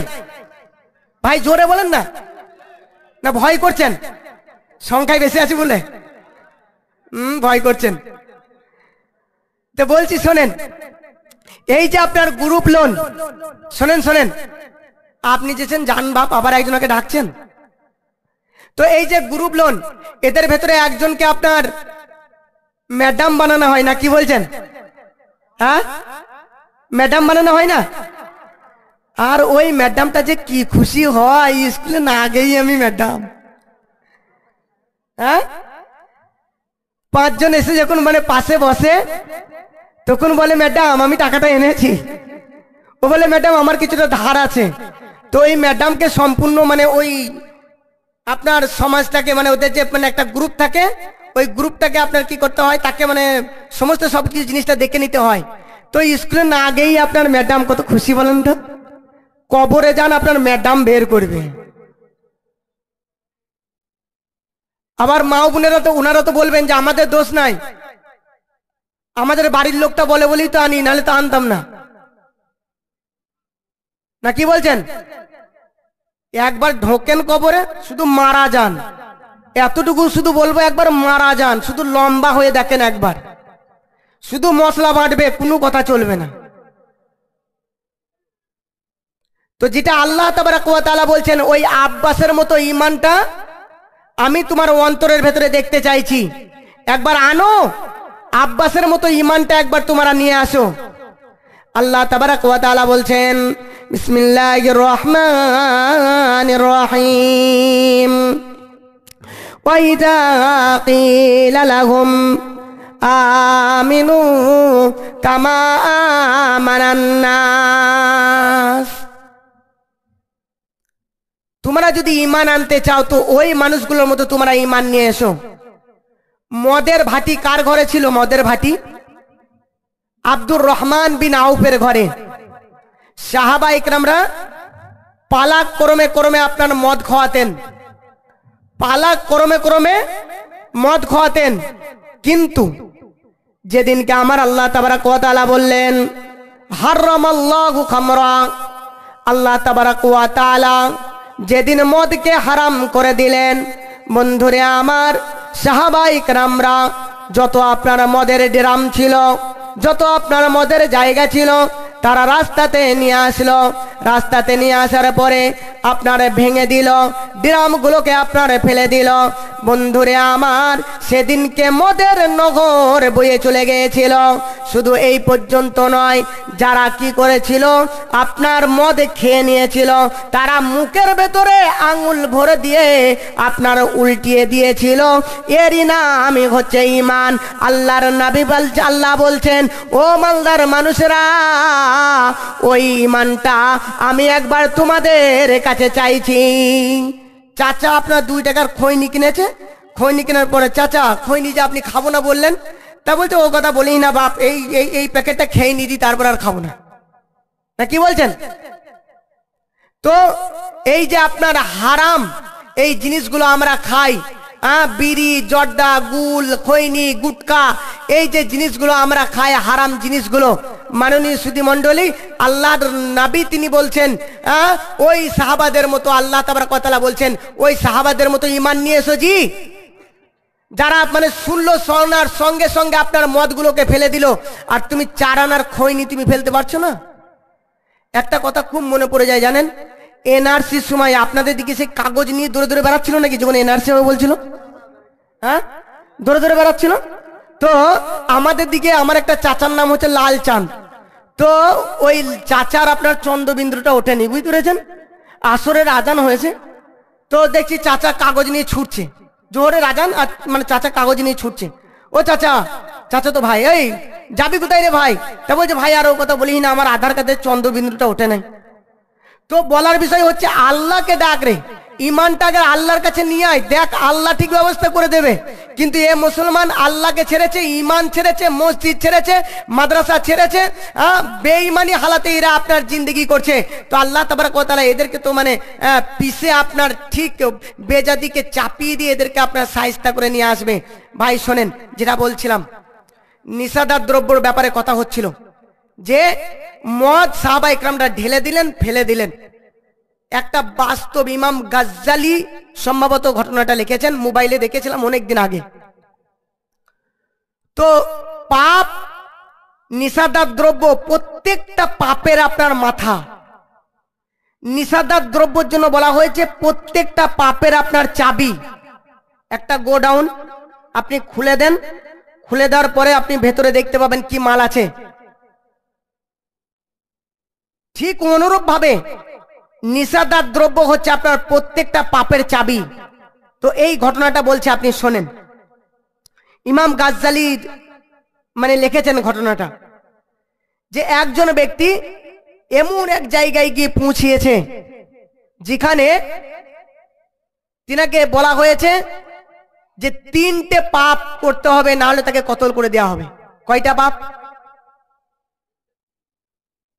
শুধু আপনি একাই বুঝেছেন, যে আর কেউ বুঝেনি।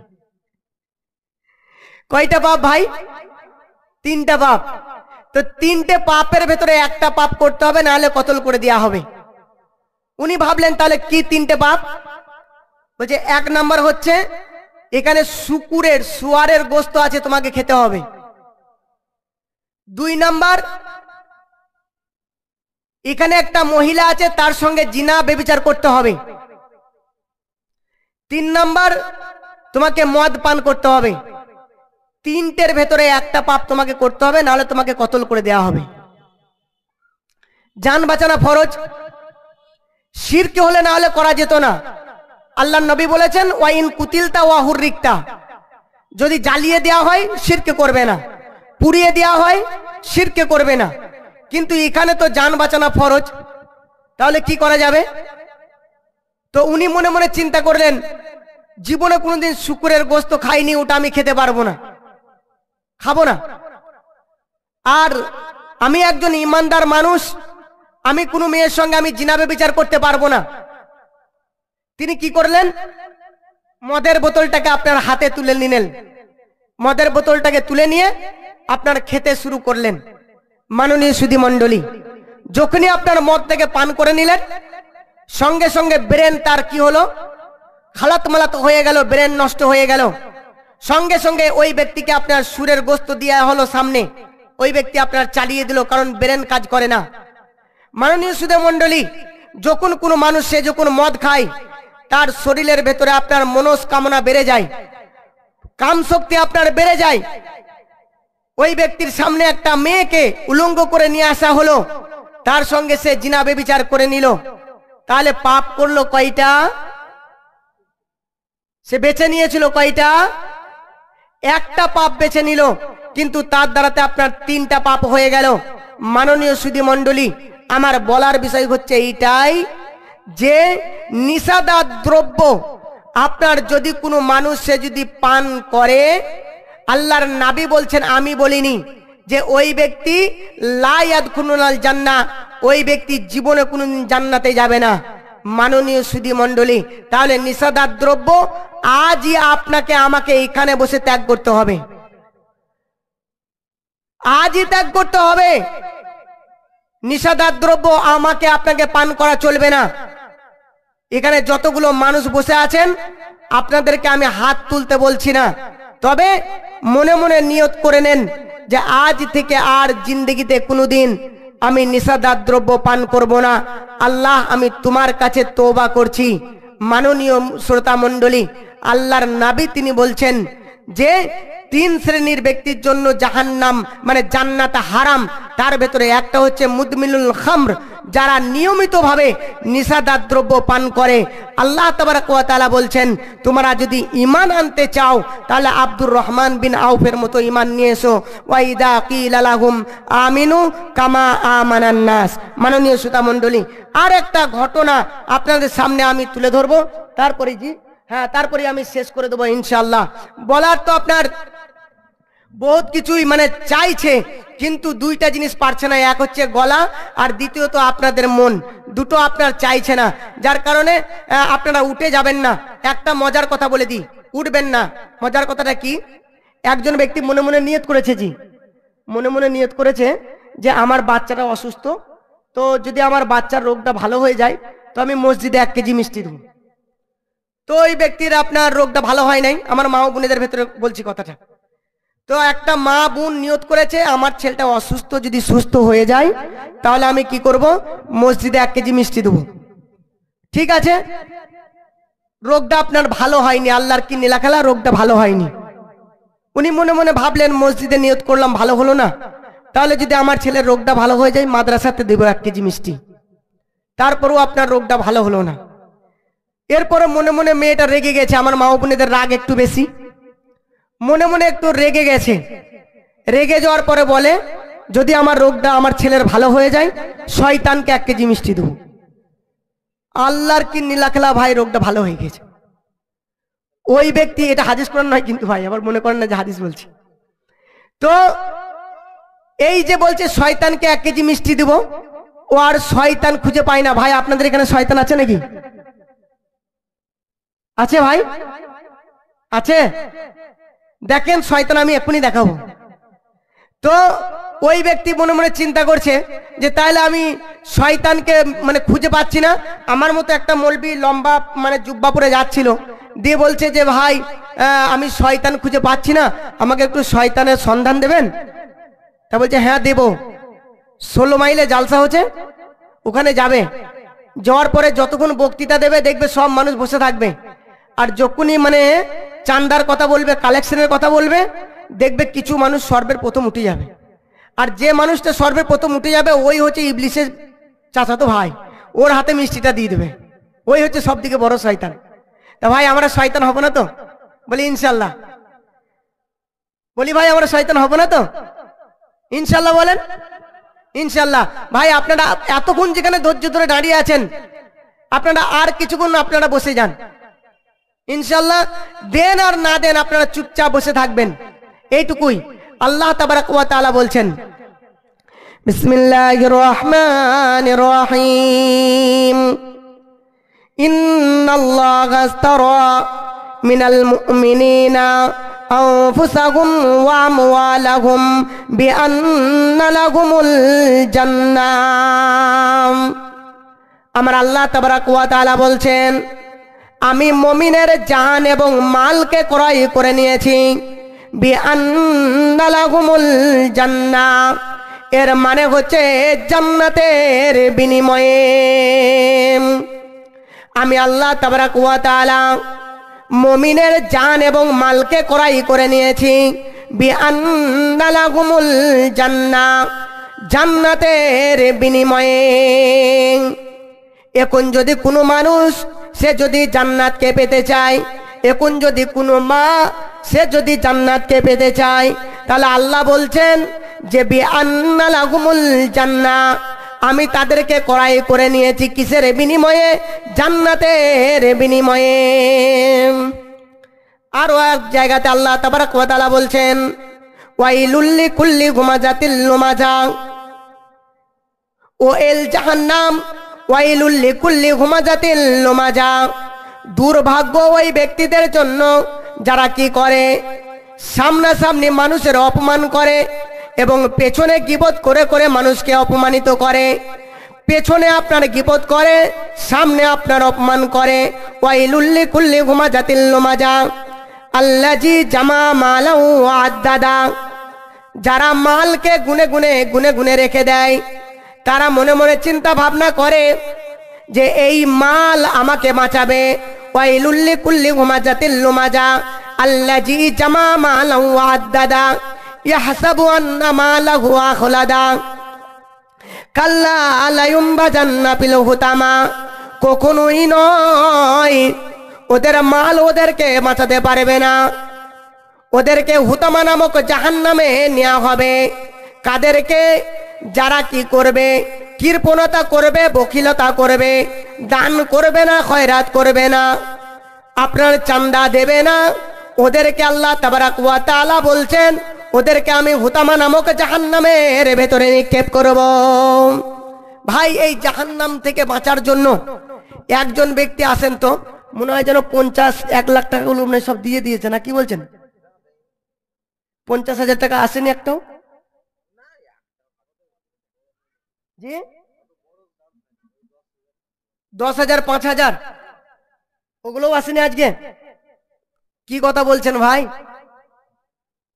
তাহলে আপনার জালসা দিয়ে তো মনে হচ্ছে খরচাই উঠবে না মনে হচ্ছে। আচ্ছা বলেন আমাকে নয়, আল্লাহকে উদ্দেশ্য করে আপনাদের এই গায়ে কি কি কাজ আছে বলুন তো? সিমেন্টের কাজ আছে, জায়গা কেনার ব্যাপার আছে, শুধু টাকা লাগবে। টাকা পয়সা বেশি যদি করতে পারো কামাই, শ্বশুর শাশুড়ির কাছে তুমি ভালো জামাই। টাকা পয়সা বেশি যদি করতে পারো কামাই, শ্বশুর শাশুড়ির কাছে তুমি ভালো জামাই। টাকা পয়সা কামাই করে শুধু দিয়ে যাই, শালা শালির কাছে তুমি প্রিয় দুলা ভাই। টাকা পয়সা কামাই করো, গয়নাটা দাও দামি, নিজের বইয়ের কাছে তুমি খুবই ভালো স্বামী। টাকা পয়সা কামাই করে সামনে দেবে ঢেলে, পিতা মাতার কাছে তুমি খুবই ভালো ছেলে। ও টাকা তুমি জ্বালায়া গেলা, সংসার আগুন নিভায়া গেলা নাম। ও টাকা তুমি জ্বালায়া গেলা, সংসার আগুন নিভায়া গেলা নাম। আচ্ছা ভাই আসুন, আপনাদের কাছে বেশি দাবি করব না, 1,000 টাকা করে আসুন। 1,000 টাকা একজন বলেন 10 জন হয়ে যাবে। একজন ব্যক্তি বলুন যে আমি 1,000 টাকা দেবো। বাপজি কেনে উঠছেন বাপ? দেবেন? দেখি আমার বাপজি কত দেয়। মা ও বোনেরা আপনারা দেন, আপনাদের লক্ষ্মী ভান্ডার আছে যে, কি নাম বাপজি? হ্যাঁ হুদ নবী, সুবহানাল্লাহ, হুদ নবীর নাম নিয়েছে তো বাপজি। এই আর 500 টাকা দেন, 1,000 টাকা করে দেন প্রথমবার, পরে দেবেন। আচ্ছা এই নগদ আপনার 500 টাকা আর বাকি 500 টাকা লেখেন। ওনার নাম হুদ নবী, খুব সুন্দর নাম। আচ্ছা আপনার জন্য দোয়া করবো ইনশাল্লাহ। 10 জনের কাছ থেকে চেয়েছি ভাই, যুবক ভাই যারা আছি আবার একটু হাত তুলি আল্লাহর ওয়াস্তে। ভাই আপনারা মাথা গুঁজে নিলে হবে না ভাই, দিতে হবে। 1,000 টাকা এমন কোনো ব্যাপার নয় ভাইজান, অন্তর থাকতে হবে, অন্তর। ইঁদুরের কলিজা নিয়ে বসে দেখেন না, বাঘের মতো একবার মানে হুমকার ছানেন। সব যুবক বেশি দেখতে পাচ্ছি। দেন ভাই 1,000 টাকা করে বলেন ভাই, একজন ব্যক্তি তোলেন না, ইনশাল্লাহ হয়ে যাবে। 1,000 টাকা একজন হয়েছে। মা ও বোন আপনারা বলেন তো, কাউকে দিয়ে 1,000 টাকা আমরা দিব। দিদি দিল লক্ষ্মী ভান্ডারে, খুশি হইল বৌদিরাই আমার। দিদি দিল লক্ষ্মী ভান্ডারে, খুশি হইল বৌদিরাই আমার। যাই হোক মা বোনের আপনারা দেন, তবে তো শোনাবো। দিলে তবে তো আপনার চাঙ্গা হবে না, কি বলছেন? 1,000 টাকা মা বোনেরা একজন দেন তো, ছেলেগুলার মুখ কালো করে দেন। আপনাদের কাছে মানে আবদার, মানে 1,000 টাকা, না পারেন 2 জন মিলে দেন ভাই। আপনারা দেন, সেই না পারলে মোটামুটি 500 করে দেন ভাই। কোন জায়গায় নিয়ে নেন বলো না? কালকে রাত্রে তো এক জায়গায় ছিলাম, মানে এর অর্ধেক লোক ছিল আর কি, আমি প্রধান বক্তা ওখানেও ছিলাম, এর অর্ধেক লোক ছিল। তো এই দেখেন এই ভাই নগদ দিয়েছে, খুব সুন্দর চেহারা। কি নাম ভাইজান? নাম বলতে বারণ করেছে। গোপনীয় ভাবে দান করেছে। তো আপনার বললে বিশ্বাস করবেন না, 18 লাখ টাকা কালেকশন হয়েছে। মানে লাখ আর 50 মানে এরকমই। তো আপনাদের এখানে না এলে আপনারা কেমন মানুষ বাবু বুঝতে পারতাম না। তা দেন কেন 1000 টাকা, 2 জন হয়েছে, 10 জনের কাছ থেকে নেবো, 10 জনের কাছ থেকে বলেন ভাই।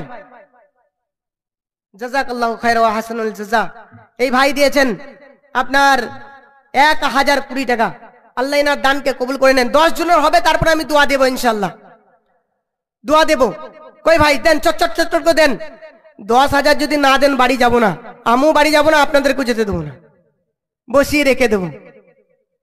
আর 500 টাকা করে, মানে ওটাও 10 জনই দেন, মানে 500 জন করে 500 টাকা করে 10 জন দেন, আর 1000 টাকা করে 10 জন দেন। মা বোনেরা আপনারা 500 টাকা করে দেন।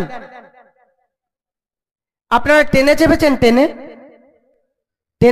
টেনে কোনোদিন টিটিতে ধরেছে, টিটিতে? তো ভাই সেই একটা টিটিতে ধরেছে একজনকে, জানেন, দিয়ে বলছে যে তোর 500 টাকা ফাইন হয়েছে। তা বলছে অত টাকা নেই কো। তাহলে 300 টাকা দে। বলছে 300 টাকা নেই। বলছে তাহলে 100 টাকা দে। বলছে 100 টাকাও নেই।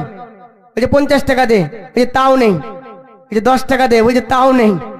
তবে একটু খৈনি দে। বলছে তাও নেই। জামাটা খুলে বলছে পিঠটা একবার চুলকি দে। তো ভাই আপনাদেরকে 1000 টাকা বলেছি, এরপরে 500 টাকা, এরপরে আসবে আপনার 1 বস্তা সিমেন্টের দাম, মানে 300 টাকা। শেষকালে আপনাদেরকে কিছু দিয়ে যেতেই হবে, হাতে হাত মিলাবো, আর কিছু আপনারা দেবেন, আপনাদের জন্য দোয়া করব। মুসাফির হালাতে আছি। জি কই বাপজি দেখা না করি পালিয়ে গেলেন। 500 টাকা দিয়েছে, আল্লাহ ওনার দানকে কবুল করেন বলে আল্লাহুম্মা আমিন। আসেন ভাই, আপনারা দিয়ে দিয়েছেন, স্টেজে যিনারা আছেন আপনারা সব দিয়ে দিয়েছেন। জি কত দিলেন বলেন? 1000। 1000 দিলে হবে? একটু বাড়িয়ে দেন, 5 দেন বাপ ভাই, 5000 দেন। আমি মুসাফির অবস্থায় আছি, আপনার জন্য দোয়া করবেন ইনশাআল্লাহ। আচ্ছা 5000 করে। লিল্লাহি তাকবীর। এ পশ্চিমাদের চোখ পড়েছে কাবা ঘরের প্রান্তরে, ব্রিটিশ দালাল দল বেঁধেছে ধ্বংস করতে চাই কারে। পশ্চিমাদের চোখ পড়েছে কাবা ঘরের প্রান্তরে, ব্রিটিশ দালাল দল বেঁধেছে ধ্বংস করতে চাই কারে। এটা আল্লাহ পাকের ঘর, তোর সাহস থাকলে ধর। 2 জাহানের মালিক যিনি, পবিত্র কাবার। ওই আরবের দিন বাঁচাতে সত্য ন্যায়ের মুক্তি চাই। মুহাম্মাদের বাহিনী আজ আসলে তোদের রক্ষা নাই। আচ্ছা মাস্টার সাহেব দিয়েছেন 5000 টাকা। আর কেউ নেই এখানে দেওয়ার মতো? 5000। জি হাজি সাহেব,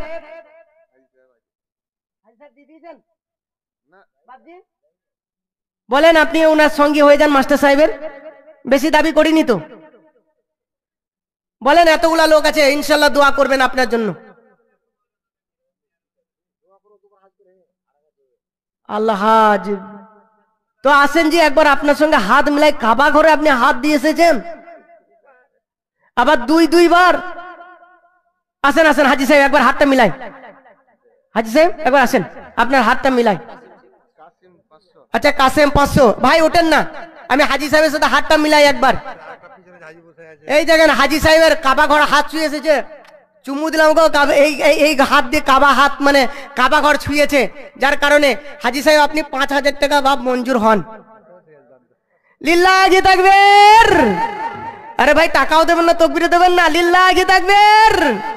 মাস্টার সাহেব দিয়েছেন 5000 টাকা, হাজি সাহেব দিয়েছেন 5000 টাকা। আলহাজ সাহেব, হ্যাঁ আলম শেখ দিয়েছে 500 টাকা বাকি, 500 টাকা নগদ। একসঙ্গে দোয়া করব। আর কই হাজি সাহেব? কোনটা? ওটা পেছনে, ওটা হাজি সাহেব না? কই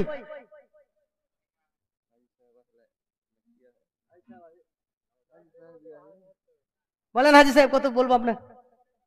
দেবেন না বাবা? কিছু দেন। দিয়ে দিয়েছেন? কিছু দেন বাপ, মুসাফির অবস্থায় আছি, দোয়া করব। কোন দিকে?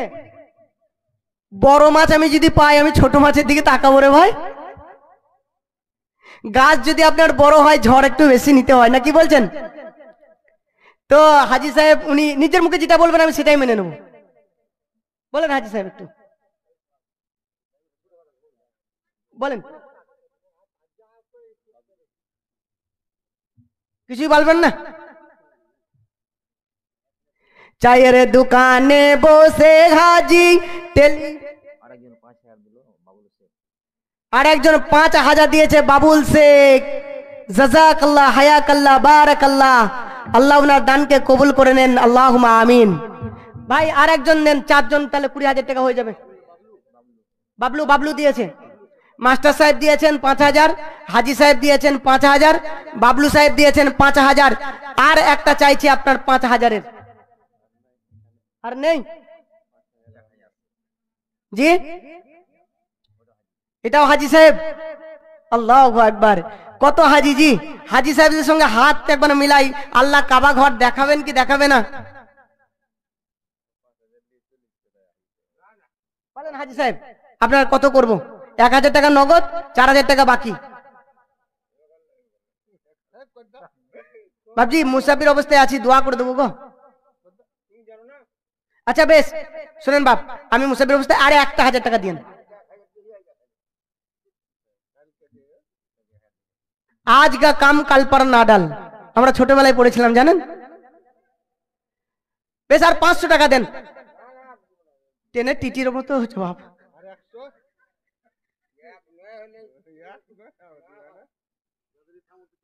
আচ্ছা ঠিক আছে, মানে মানুষকে বেশি নেই, উনার যদি থাকতেন তো উনি দিয়ে দিতেন। বলছি অবশ্যই দোয়া করবো বাপ। বলছি পাটের ফসল নাই, 2-5 কেজি ফসল দেন। গম দেন, গম। আচ্ছা দেন, আপনি 5 কেজি শুরু করেন, আমি 50 কেজি তুলে দেবো।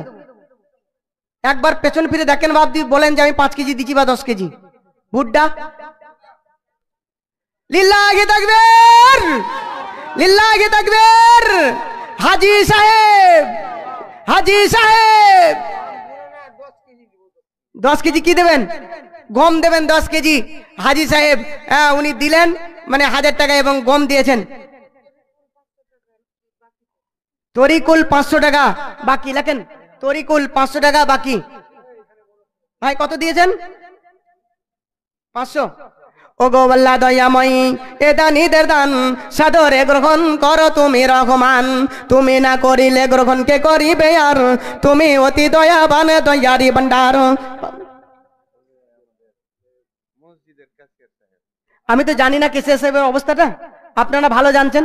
আর ক্যাশে কত মাল আছে সেটাও কেসিয়ার সাহেব ভালো জানেন। হ্যাঁ, আল্লাহু আকবার। ভাই হার্ডওয়ার্সের দোকানে মানে প্রচুর প্রচুর প্রচুর আল্লাহ বরকত দিয়েন, মানে ব্যবসাতে 90% বরকত রেখেছেন, 99%। তা ভাই আপনি আর 500 টাকা দিন যান। আর রাগ করে যদি 1,000 টাকা দেন তার কিছু বলার নাই। আলহামদুলিল্লাহ পড়বো? আচ্ছা ঠিক আছে, জানা আলহামদুলিল্লাহ। তো মা বোনেরা, আপনাদের দান আমি একটা হাতে চাইছি, মানে বলতেও খারাপ লাগছে, তারপরেও বলতে হচ্ছে। মানে আমার আসতে দেরি হলো একটু, আমি ওই জায়গাটার নাম কি ভাই? আরাফা মিশন, ওখানে আমি ছিলাম। তো ওখানে মা বোনেরা মানে অনেক কটা সোনার জিনিস দিয়েছে, এখানে কিন্তু একটা জিনিসই পাওয়া গেছে। হ্যাঁ মনে সাহেব, আপনি এমনিতেই বলে যে ই করে না, তো যাক আপনি আর 500 বাড়িয়ে দিয়েন বলছি। বেশ আপনি আর 500 বাড়িয়ে দিন। আর ওটা বললে হবে না, 500 টাকা বাড়াতে হবে। এই আপনারা নেবেন, মানে 500 টাকা দিয়েছে, নেবেন? তাহলে তাহলে কাজী সাহেব আছে। আরে বিয়ে পেয়ে যাবেন গোপনে।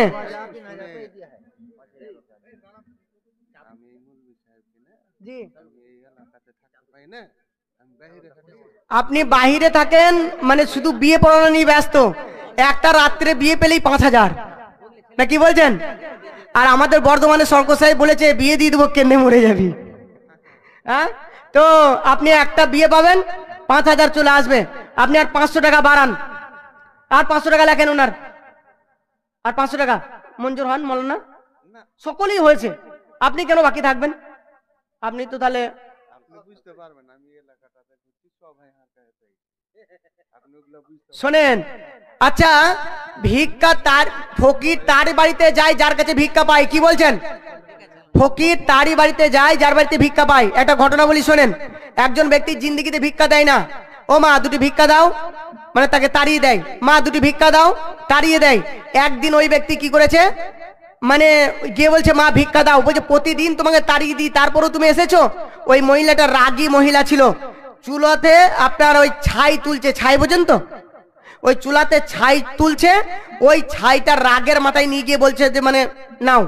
তো ওই ফকির খুব খুশির সঙ্গে নিচ্ছে, বলছে দাও মা দাও। বলছে কেন? তা বলছে তোমার হাতটা তো বসো দেওয়া।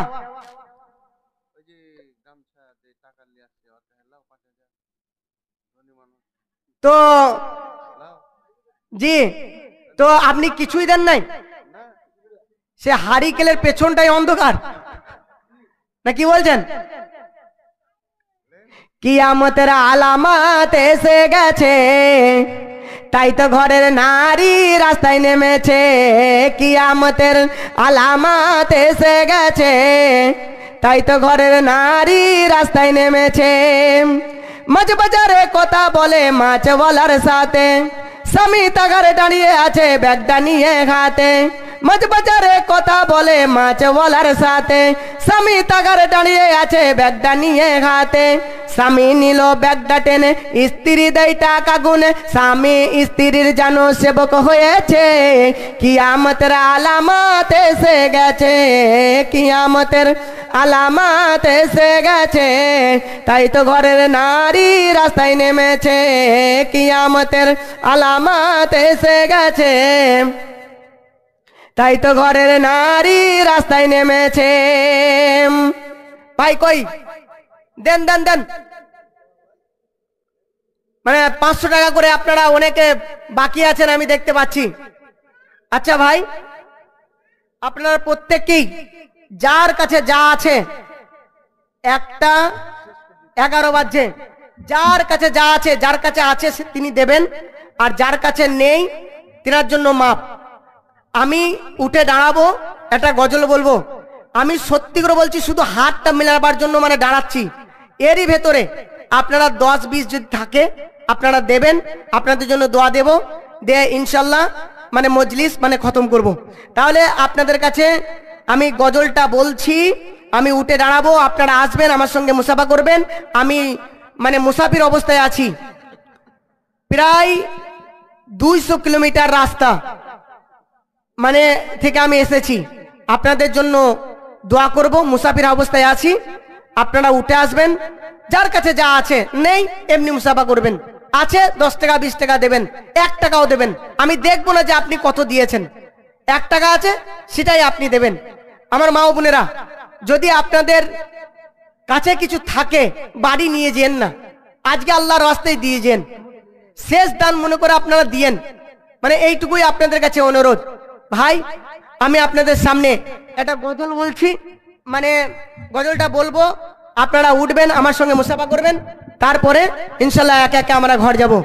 আসেন আপনারা একে একে উঠে আসেন। মালা পড়েছে শেষের বেলাতে, আচ্ছা ঠিক আছে দোয়া করবেন। একটা মালা পড়েছে, জাযাকাল্লাহু খায়রা ওয়া হাসানুল জাযা।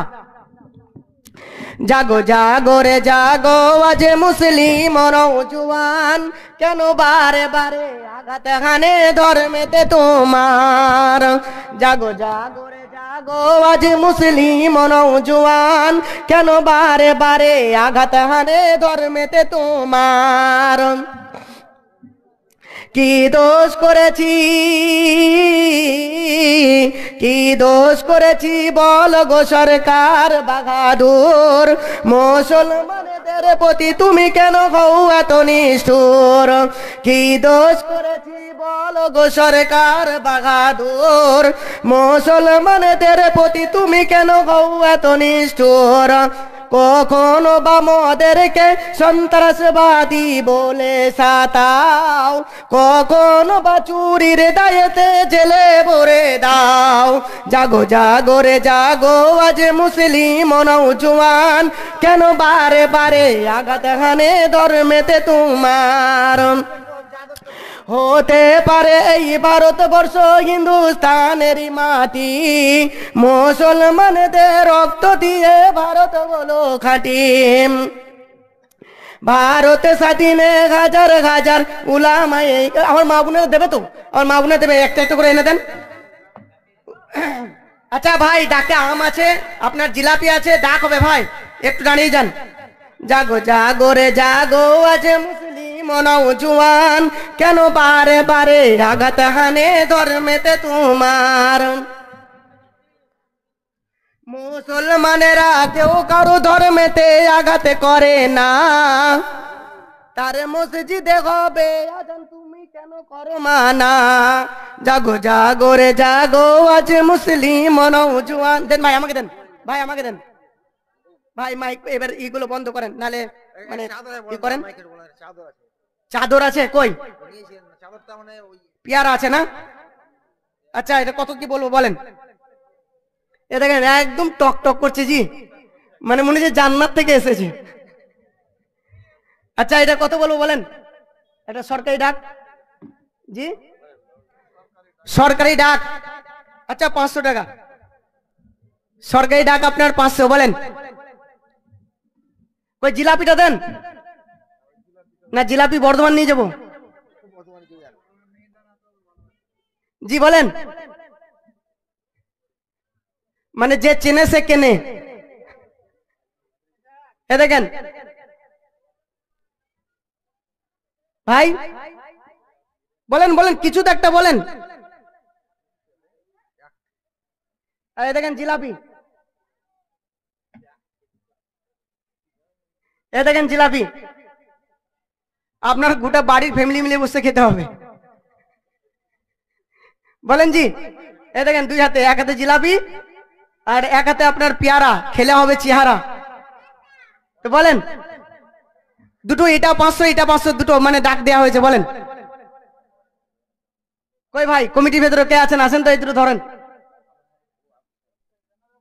আরে ভাই বলেন কেন, ডাক না একটা বলেন না, কি অসুবিধা আছে বলেন, কমিটির ভেতরেই বলেন না, কি আছে। 100 টাকা আপনার, কোনটা কোনটা?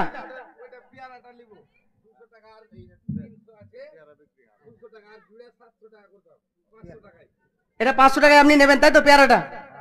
আচ্ছা বেশ, ওনাকে দিয়ে দেন 500 টাকা। জাযাকাল্লাহু খায়রা ওয়া আহসানুল জাযা। ভাই এটাও মানে দানই হবে, মানে তো জানেন সব কিছুই। আর কোনটা বললেন 700 টাকা? এ দেখেন মা বোনেরা দেখতে পাচ্ছেন না, এই দেখেন চকচক করছে, দেখেছেন জি। হ্যাঁ আর বলছিলাম ভাই, মানে আমার কন্ট্যাক্ট নাম্বারটা যেনারা নেবেন, আমি নাম্বারটা বলছি, মানে টুকে নেন। যেনারা নেবেন 90 64 88 25 07, 90 64 88 25 07। বলেন ভাই, আপনাদের জিলাপি আপনারাই খান। 90 64 88 25 07। কালেকশনের জন্য যে চাদরগুলো দেওয়া হয়েছিল, কোথাও থাকলে কারো কাছে থাকলে একটু দিয়ে দেবে। এই চাদর দিয়েছিলাম যেগুলো আচ্ছা ভাই কালেকশনের জন্য, চাদরগুলো একটু পৌঁছে দিন, চাদরগুলো পৌঁছে দিন।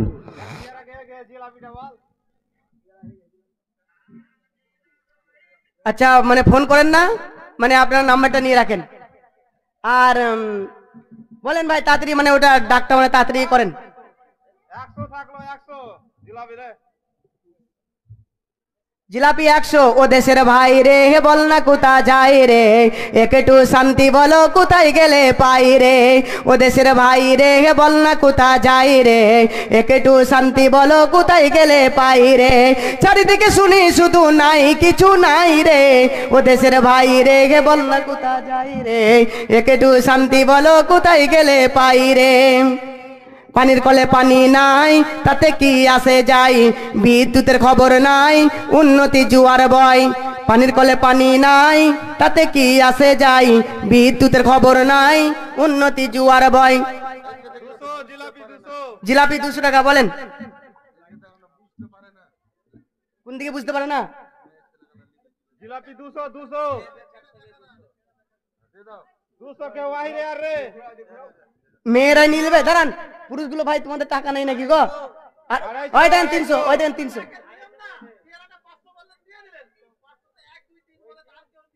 ও এটা আছে লে, এটা আছে 250 বলে, এটা 250। ভাই সেই অন্ধকে রাস্তা দেখানো হচ্ছে, বুঝতে পেরেছেন? জীবনে কোনোদিন ভাই ডাকিনি, আজ প্রথম।